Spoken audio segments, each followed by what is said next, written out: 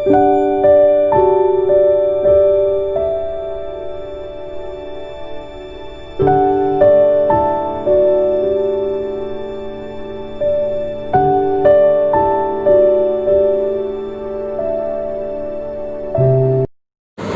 students, in this video I will explain a very important topic of database system, which is 3 schema architecture और 3 level architecture of database system। मैंने आपको second video lecture में ये बताया था बच्चों, TL architecture के बारे में बताया था, और वहीं मैंने आपको बताया था कि 2 तरीके से हम डेटाबेस सिस्टम के आर्किटेक्चर को समझ सकते हैं। एक तो client server architecture of database system, और एक था आपका 3 schema architecture of database system. जो ये 3 स्कीमा आर्किटेक्चर है डेटाबेस सिस्टम का, ये मेनली इसकी स्ट्रक्चर से कंसर्न होता है कि डेटाबेस की जो स्ट्रक्चर है वो किस तरह से स्टोर होती है, किस तरह से डिफाइन होती है, और यूज़र उसे किस तरह से व्यू करता है। मीन्स कि टोटल, जैसे कि हम किसी प्रोग्राम को बनाते हैं तो वेरिएबल डिक्लेयर करते हैं, उसमें वैल्यूज़ असाइन करते हैं, उसको मेमोरी एलोकेशन होता है, और फिर जाकर के वैल्यू स्टोर होती है। इसी तरीके से डेटाबेस किस तरीके से स्टोर होती है, कैसे उसमें डेटा उसका डिज़ाइन होता है, और किस तरीके से यूज़र उसको व्यू करता है, ये सारा कुछ हम इस आर्किटेक्चर में पढ़ेंगे। It is very important topic of database management system बच्चों। इसको एनसी स्पार्क आर्किटेक्चर भी कहा जाता है। This architecture is a framework for explaining the structure of specific database system. ये आर्किटेक्चर बेसिकली डेटाबेस सिस्टम की स्ट्रक्चर को एक्सप्लेन करता है, और इसका जो मेन ऑब्जेक्टिव है, मेजर ऑब्जेक्टिव है, is data abstraction. Means hiding certain details from the user, like how data are stored and managed and what data are stored. Means की जो 3 लेवल आर्किटेक्चर है, इसका जो मेन कंसर्न है वो data abstraction से है। डेटा एब्स्ट्रैक्शन का मतलब होता है बच्चों कि यूज़र को जो चाहिए बस उतना ही पोर्शन डेटा का देखने के लिए मिले, उसको इस बात से कोई कंसर्न नहीं होना चाहिए कि डेटाबेस में क्या डेटा स्टोर्ड है, कहाँ डेटा स्टोर्ड है, किस तरीके से स्टोर्ड है, कैसे मैनेज्ड है। ये सारी लोअर लेवल की डिटेल्स को यूज़र से बिल्कुल हाइड कर दिया जाए। यूज़र तो बिल्कुल फ्रीली डेटा को ऐसे एक्सेस करे जैसे कि उसको जो डेटा चाहिए वो डेटा उसके लिए अवेलेबल है क्वेरीज़ के थ्रू, लेकिन बाकी डेटा कहाँ स्टोर है, कैसे स्टोर है, किस तरीके से उसकी डिज़ाइनिंग है, कैसी उसकी स्ट्रक्चर है, कहाँ कहाँ डेटा है पड़ा हुआ है, इन सारी बातों से यूज़र का कोई लेना देना ना हो।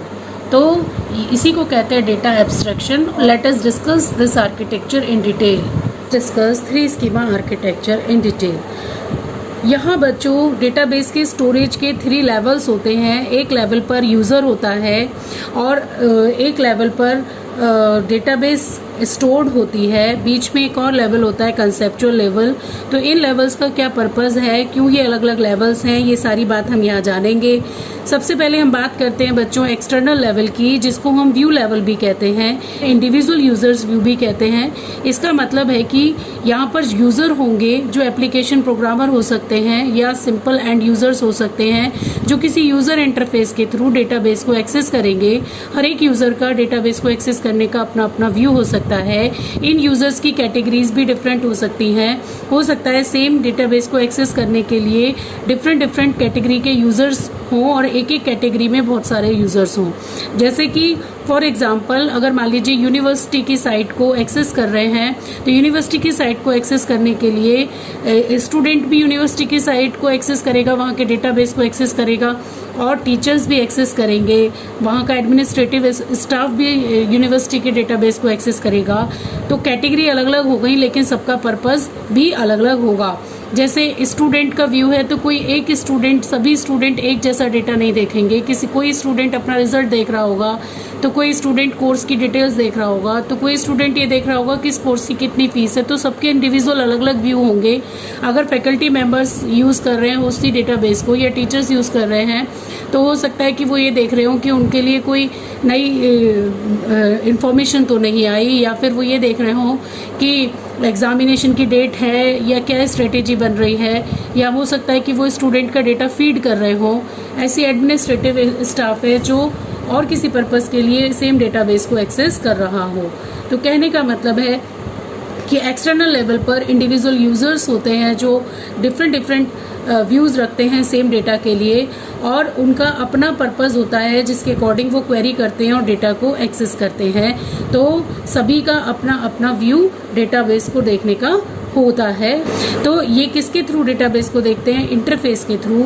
जो इंटरफेस एप्लीकेशन प्रोग्राम का भी हो सकता है, जैसे कि मैंने आपको बताया कि यूनिवर्सिटी की साइट को आप एक्सेस कर रहे हो, तो जिस पेज से, वेब पेज से आप एक्सेस कर रहे हो, उस वेब पेज, वो वेब पेज क्या है? वो इंटरफेस है यूज़र के लिए, और उस सबके लिए वही सेम इंटरफेस या अलग अलग इंटरफेस यूज़ हो रहा है जिसके थ्रू वो डेटाबेस को एक्सेस कर रहे हैं। और जो या फिर एंड यूज़र हो सकता है जो डेटाबेस मैनेजमेंट सिस्टम का यूज़ करके डेटाबेस को एक्सेस कर रहा हो। तो कहने का मतलब है कि यहाँ पर एप्लीकेशन प्रोग्राम्स के इंटरफेस होते हैं जिनके थ्रू यूज़र्स जो हैं सेम डेटाबेस को डिफरेंट तरीके से व्यू कर सकते हैं, वहाँ से डेटा एक्सेस कर सकते हैं। मीन्स कि सारा डेटा सभी यूज़र्स को नहीं चाहिए, जिसको जैसा डेटा चाहिए उतना पोर्शन उस डेटाबेस का वो एक्सेस कर रहे होंगे। तो उनकी अपनी एक्सटर्नल स्कीमा से एक्सटर्नल व्यू डिफाइन होगा। मीन्स कि मैं अभी इसको एक एग्जांपल से एक्सप्लेन करूंगी बच्चों, अभी इतना हम समझते हैं। सेकंड आता है, अगर हम देखें तो कंसेप्चुअल लेवल। तो जो कंसेप्चुअल लेवल है, कंसेप्चुअल लेवल को हम कम्युनिटी यूज़र व्यू भी बोलते हैं या लॉजिकल लेवल भी बोलते हैं। इसे कम्युनिटी यूज़र व्यू इसलिए कहते हैं कि ये सभी का एक होता है। मीन्स कि जैसे एक्सटर्नल लेवल पर सभी यूज़र्स के इंडिविजुअल व्यूज़ थे, कंसेप्चुअल लेवल पर कम्युनिटी यूज़र व्यू होता है। मीन्स कि कोई भी देखे तो एक जैसा डेटाबेस का डिज़ाइन होगा। मीन्स कि कंसेप्चुअल व्यू सभी के लिए प्रिसाइसली वन ही होगा। तो कंसेप्चुअल व्यू क्या डिसाइड करता है कि आपका क्या डेटा स्टोर है डेटाबेस में, what data are stored in database, what are various fields, data types and relationships। Means कि किस एंटिटीज़ के लिए हम डेटाबेस बना रहे हैं, वो एंटिटीज़ के लिए टेबल्स बनाना, उन टेबल्स के बीच क्या रिलेशनशिप होगी, उनके क्या एट्रीब्यूट्स होंगे, उनके क्या फील्ड्स होंगे, क्या डेटा टाइप होगा, यानी टोटल डिज़ाइनिंग एक डेटाबेस की, उसका ब्लूप्रिंट बनाना कंसेप्चुअल स्कीमा, कंसेप्चुअल लेवल पर होता है। और ये conceptual level, conceptual view database का कैसे डिफाइन होता है? कंसेप्चुअल स्कीमा के थ्रू।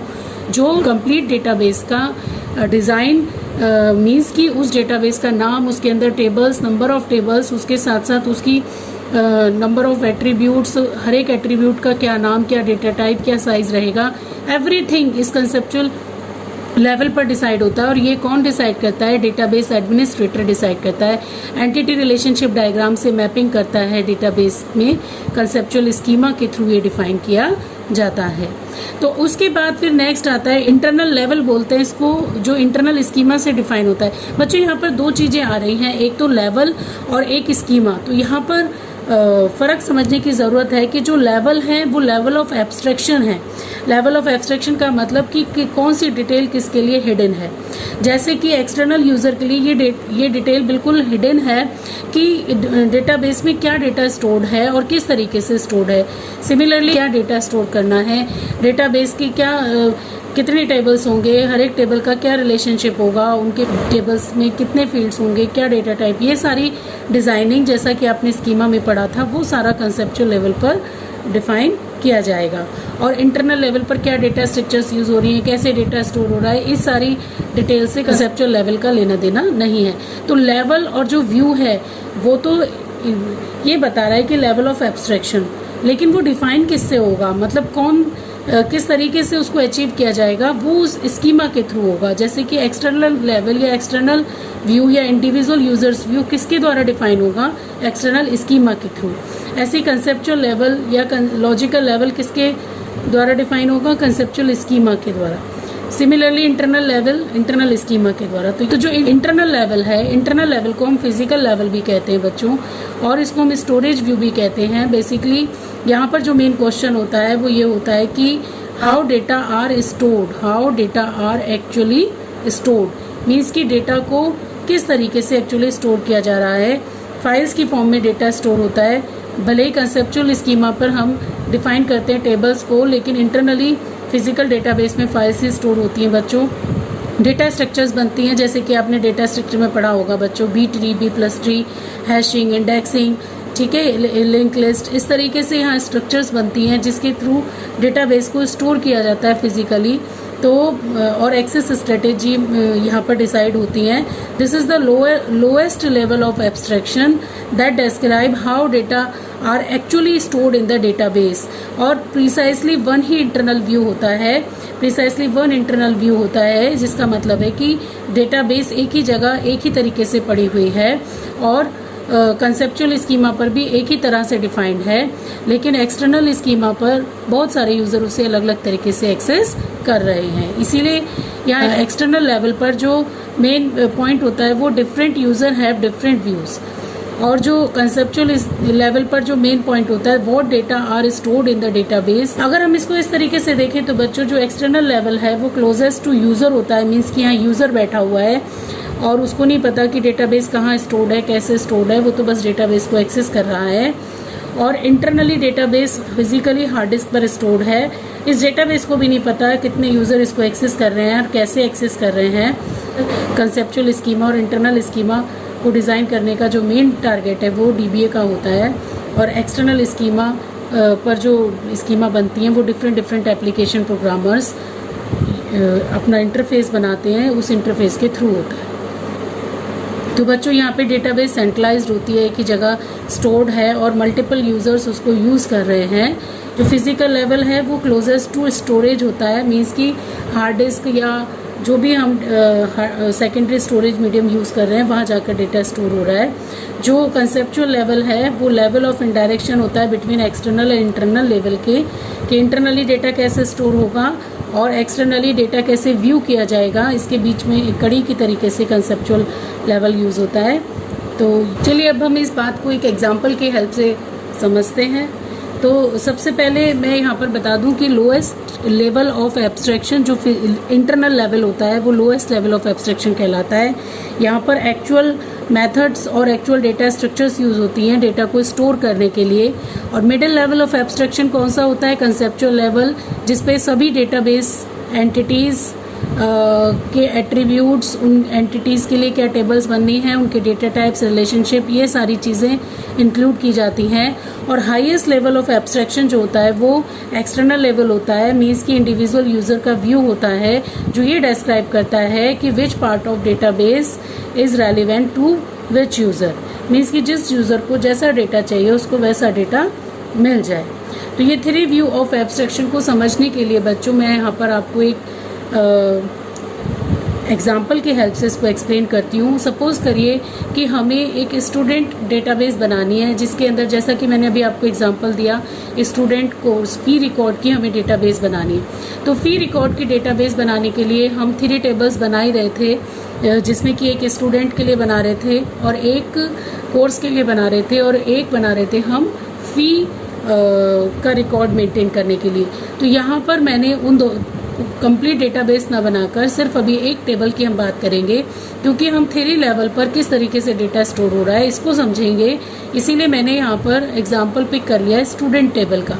तो अब एक टेबल को अगर हम बात सही से समझ लें तो हमें सारी बात समझ में आ जाएगी, और जैसा कि मैं यहाँ पर एक टेबल के लिए बात समझाऊंगी वैसा ही सभी टेबल्स के साथ और सभी एंटिटीज़ के साथ होगा।